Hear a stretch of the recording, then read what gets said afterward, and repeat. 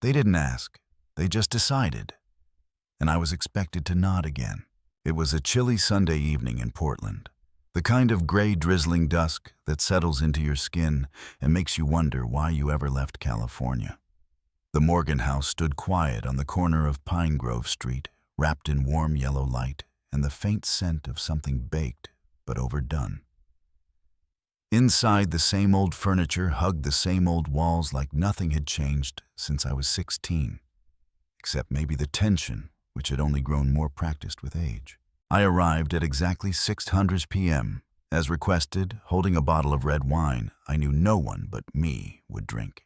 My mother greeted me with a half-sincere smile and an over-rehearsed gasp. "Claire, honey, you look so thin. Are you eating enough?" she asked, brushing non-existent dust off my coat. Her voice held that coaxing tone she used right before a favor.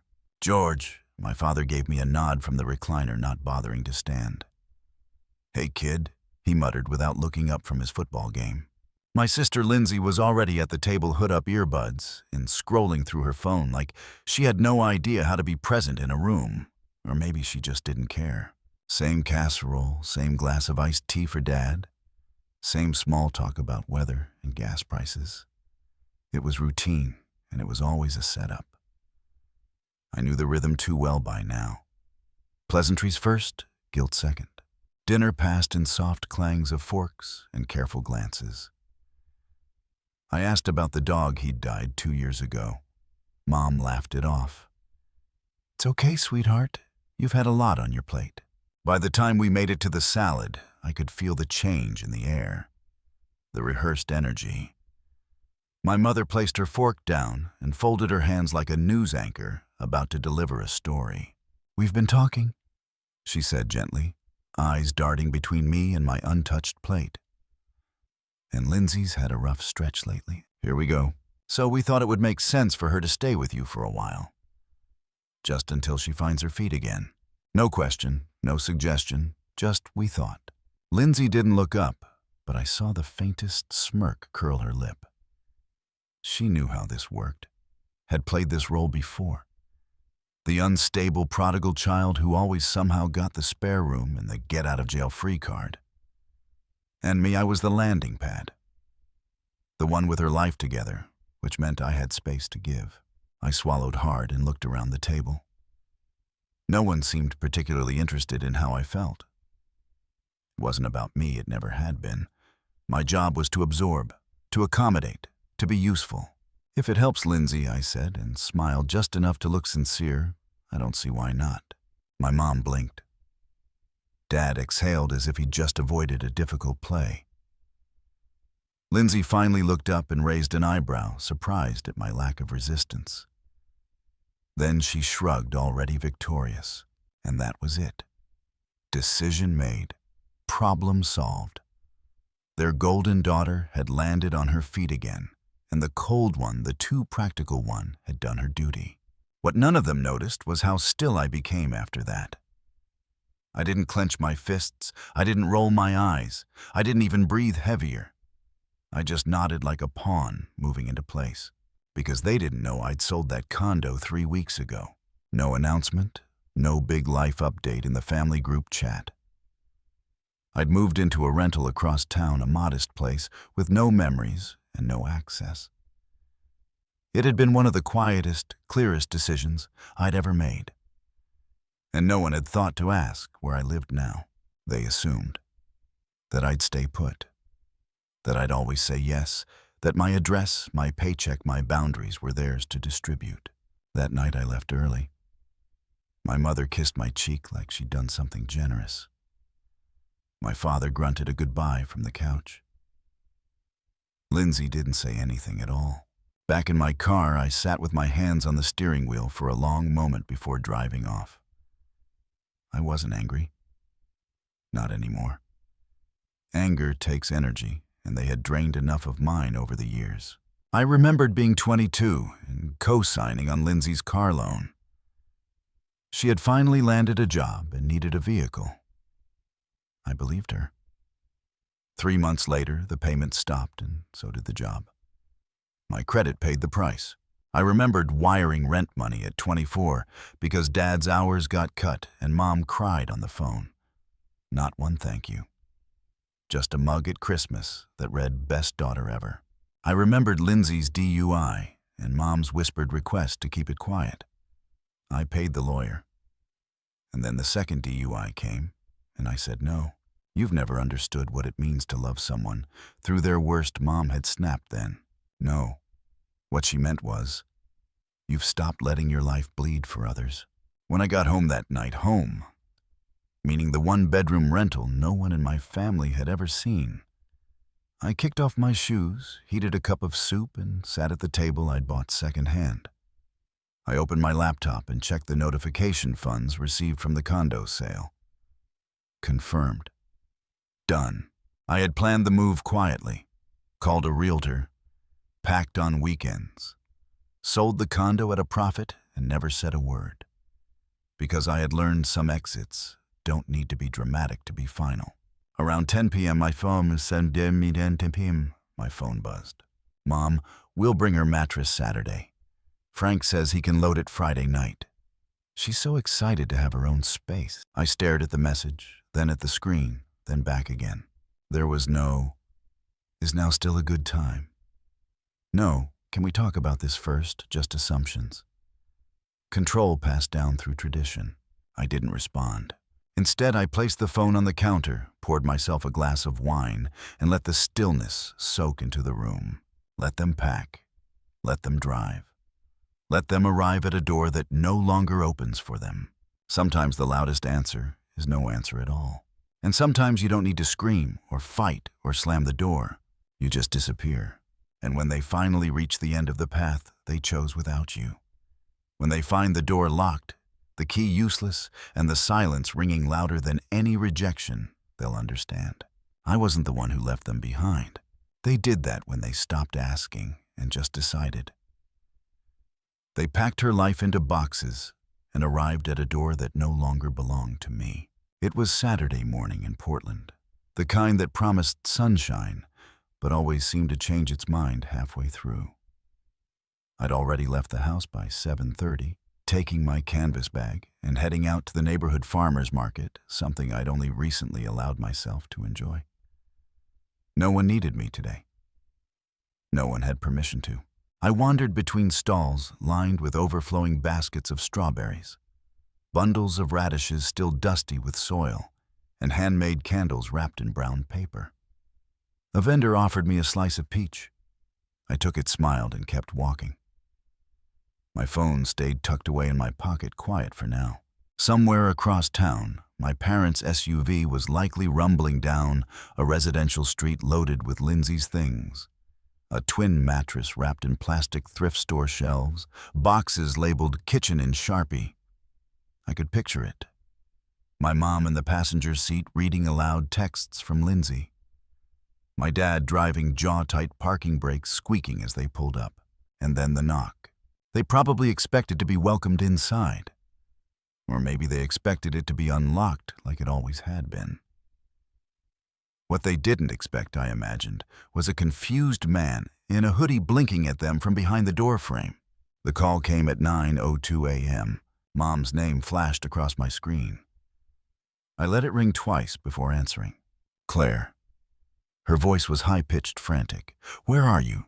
I stepped between rows of flower stalls, slowing my pace. "Out." "What?" "There's a man here. He says he lives in your condo." My voice didn't waver. "He does." There was a long pause, like she didn't hear me right. "What do you mean?" "I sold the condo," I said simply, 3 weeks ago. In the silence that followed, I could hear movement. Someone rustling in a bag, a door creaking. Dad's voice low and sharp in the background.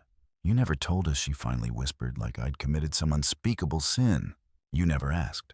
That was the truth, plain and unpolished. Not once in the last 3 weeks had anyone asked where I lived. They had assumed because I was stable, because I always had been. They didn't think they needed permission, just access. "Claire," she said again, breathless, "we're standing on the curb with everything. Lindsay's mattress, her things. She'll have to find somewhere else," I said calmly. "That door doesn't belong to me anymore." Another silence. This one felt heavier, angrier. You said she could move in, she snapped. I corrected her slowly. No. I said if it helps Lindsay, I don't see why not. I never said where. There was a shuffle. And then my father came on the line. What the hell is this? He barked. You knew we were bringing her. You let us plan this whole move. I didn't let you do anything, I replied, eyes still on the sunlit bouquets in front of me.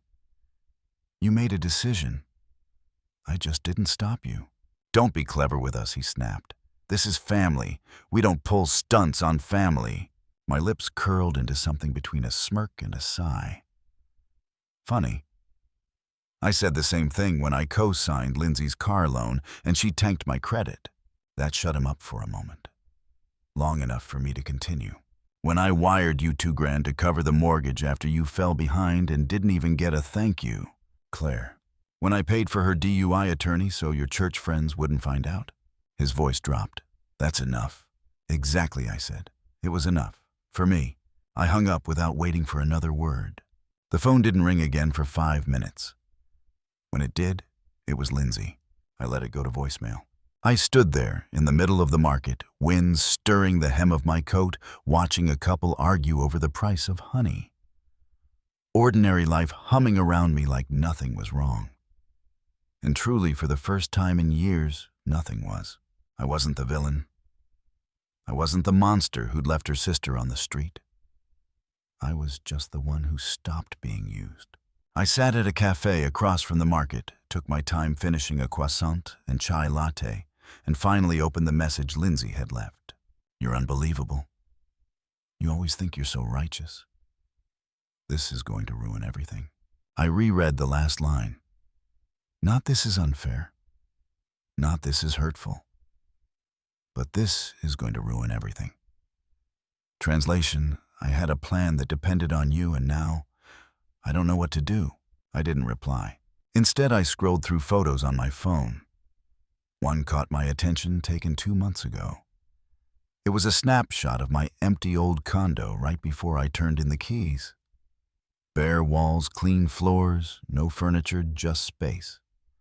Untouched, unapologetic. That space felt more honest than any conversation I'd had with my family in years. By 11:30, the texts had changed in tone. Mom, we're just trying to help Lindsay. She's struggling. Dad, you've always been cold, but this is low. You'll regret this someday. Lindsay, hope you enjoy that little rental. Must feel real big without anyone to disappoint. They were trying everything now. Guilt, blame, resentment. But none of it landed, because I wasn't holding up their house of cards anymore.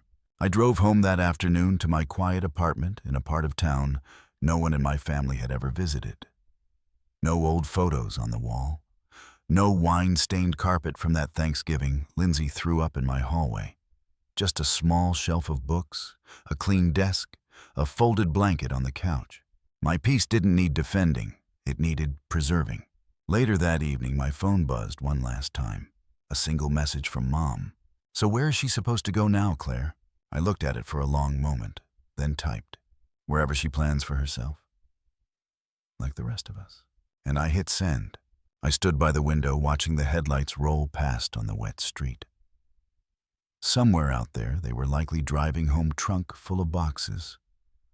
Silence thick in the car, confusion turning into frustration, frustration into anger. They hadn't lost a place to stay. They'd lost their certainty that I would always open the door. And that, more than anything, was the moment they finally saw me not as the dependable daughter or the walking ATM, but as a person with boundaries, limits, and a life of her own. I poured a glass of wine, lit the candle by the sink, and turned on soft jazz. No apologies, no explanations, no calls. I had given them 1,000 chances. This time I gave them a locked door, and the silence to hear it close. 3 sharp knocks on the door, that was all it took to shatter the silence I had worked so hard to build.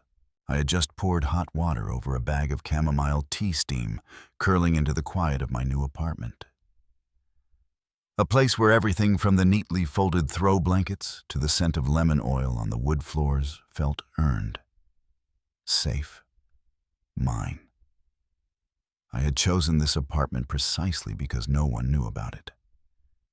It was a clean break not just from a location, but from a lifetime of being cornered by guilt disguised as love. The knocks came again, not frantic, not soft, just insistent. The kind of knock that carries entitlement. I didn't have to check the peephole. My body already knew who it was. When I opened the door just a crack, I saw exactly what I expected, my father standing front and center. His posture rigid, his mouth pressed into a line of disappointment. My mother was beside him, hands clasped like she was at a prayer vigil. And Lindsay, of course, was behind them, both arms crossed, expression set in that permanent mix of disdain and theatrical hurt she wore like a second skin. Claire, Dad said flatly, "We need to talk." My hand stayed on the doorknob, steady. "Didn't realize you had my new address." "Don't be coy," Lindsay snapped, stepping forward. "We're here because you made a promise." I looked at her, calm as marble. "A promise." Mom jumped in, voice shaky but firm. "You said she could stay with you. You said if it helped her, you didn't see why not." "That was about the old place," I said evenly. "A condo I sold a month ago." "You assumed I meant this one." "I didn't." Dad's jaw tightened. "That's semantics, Claire." "No," I corrected. "That's precision.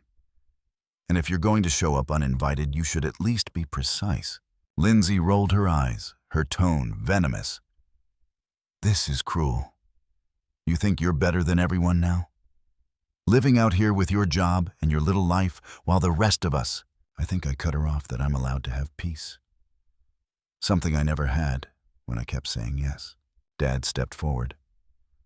"You owe this to your sister, after everything we've done for you." And there it was, the sentence I had spent years pretending I didn't hear beneath every ask. The unspoken contract I was born into, but never signed. "You owe us." That's when I stepped back, not to invite them in, but to reach for my phone. I kept my tone steady as I dialed. "There are people at my door who won't leave," I said to the dispatcher.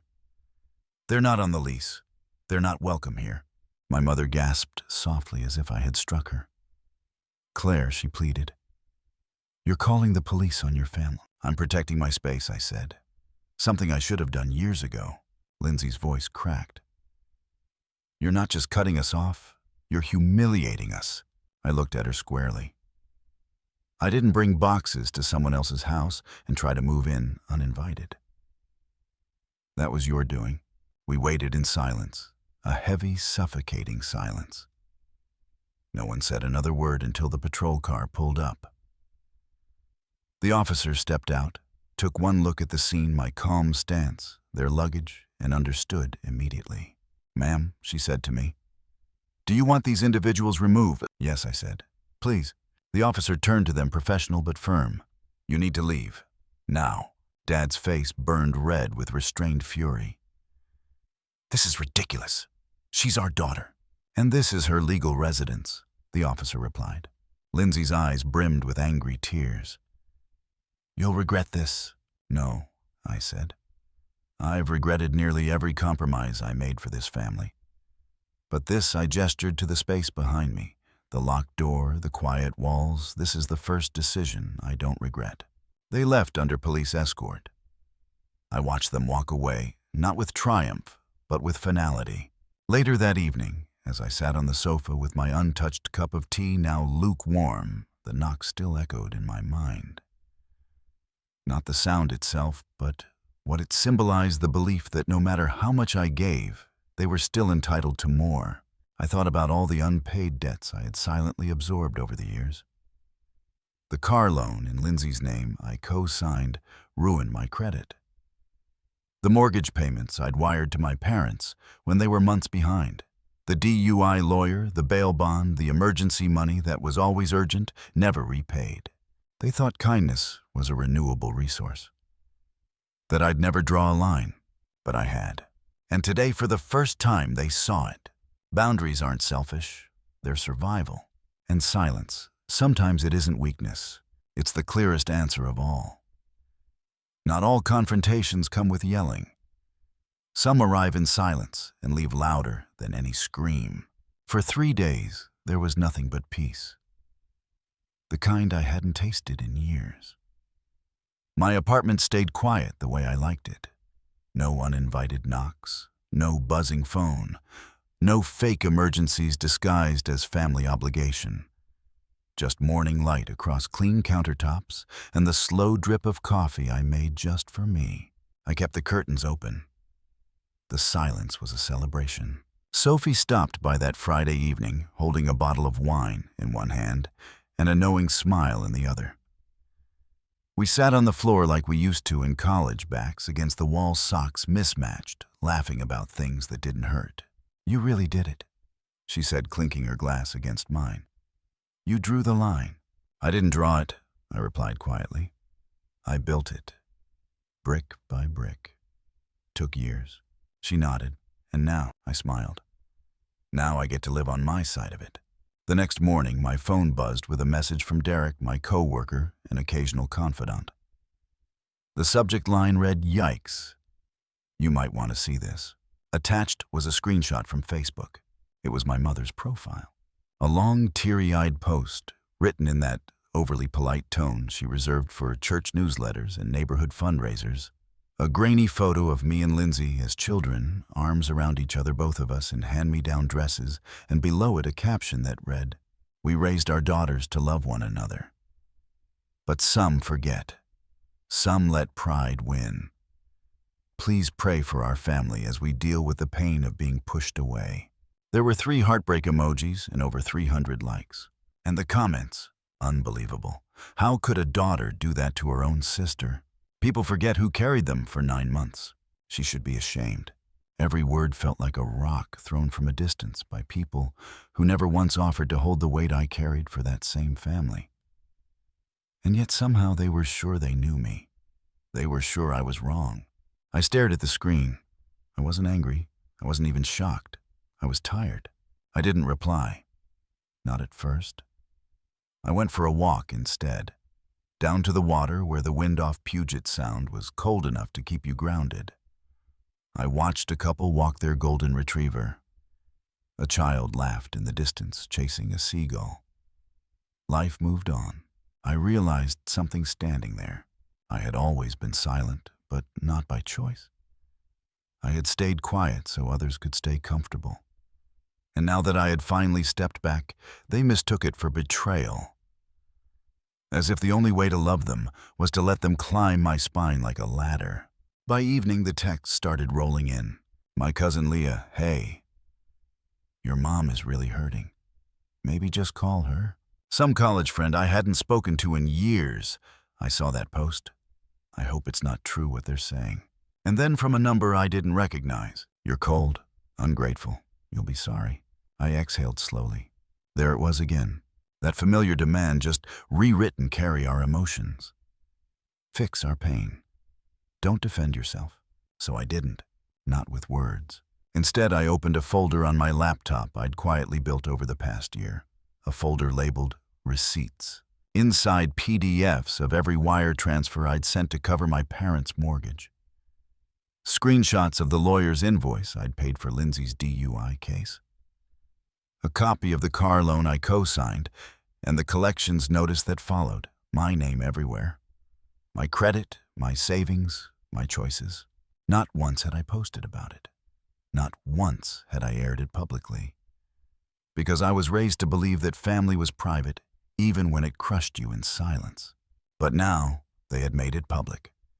So I answered not with a rant, not with revenge, but with truth. I drafted a post. No preface, no dramatic tone. Just image after image, digital proof of a decade's worth of unpaid emotional debt. And at the bottom, I wrote, "I didn't abandon my family. I just stopped signing up for emotional debt." No hashtags, no plea for sympathy, just that. I hit post, and then I closed the laptop. I didn't wait for likes. I didn't check for comments. I just let it breathe. 2 hours later, Sophie texted, "Whatever you posted, it's working. They're going quiet." By morning, the original post from my mother was gone. Some cousins who had left nasty comments quietly deleted them. One even messaged me to say I didn't know. I'm sorry. I didn't reply. That apology wasn't for me. It was for their own guilt. And I wasn't holding anyone's guilt anymore. I made tea, this time peppermint, sat by the window and watched the sun spill across the street below. It was a simple moment, but it felt revolutionary. Not because the world had changed, but because I had. I was no longer the daughter who swallowed every injustice to keep the family narrative tidy. I was no longer the invisible scaffold holding up their delusions. I was just Claire, and that was enough. I walked out onto the balcony, wrapped in a soft sweater, and looked out over the quiet city. The wind was cool but gentle. Someone across the way waved from their own balcony. I waved back. Inside, my phone buzzed again. I didn't check it. It could wait, or be ignored. I didn't need closure. I didn't need them to say sorry. I didn't need them to understand.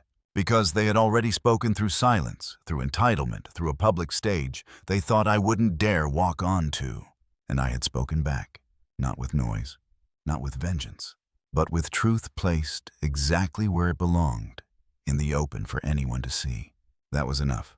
I took a deep breath and smiled to myself. Some truths don't need to be shouted. They just need to be seen.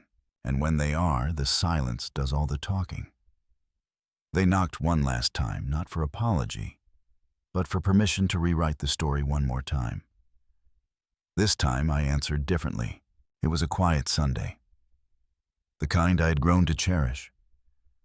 I had just returned from the farmer's market with a bag of fresh apples and lavender tea, ready to spend the morning reading in peace.